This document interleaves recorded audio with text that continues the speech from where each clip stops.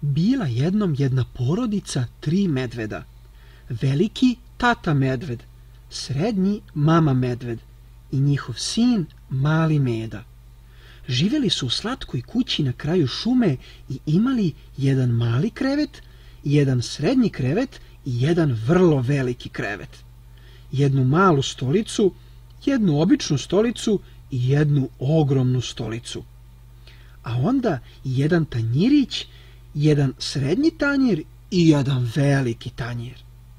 Svako bi jutro spremali ogroman lonac kaše i iz njega punili svoj tanjirić, svoj tanjir i svoj veliki tanjir. Dok im se kaša hladila, oni bi išli u šetnju.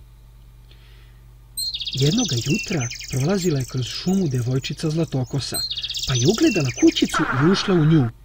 Jasno je da to nije bila lepo vaspitana devojčica, inače ne bi nikada ušla bez poziva u tuđu kuću. Videla je 3 tanjira i kaše i htjela je da proba.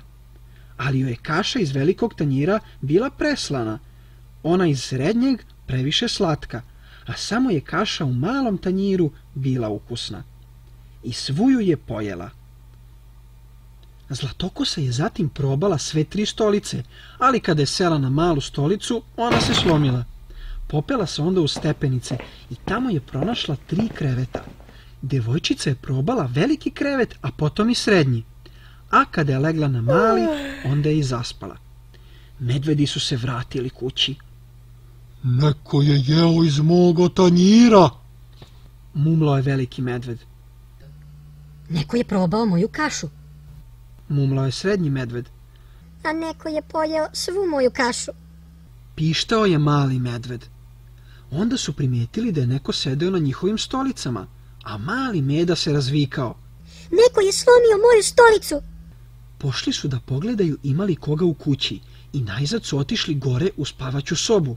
Neko je spavao u mome krevetu, rekao je srednji medved. U mome je krevetu neko spavao, a evo još uvijek je u njemu, cikao je mali medved. Zlatokosa se u tom času probudila i tako prestrašila da je iskočila pravo kroz prozor i odjurila u šumu. 3 medveda nikada je više nisu vidjela.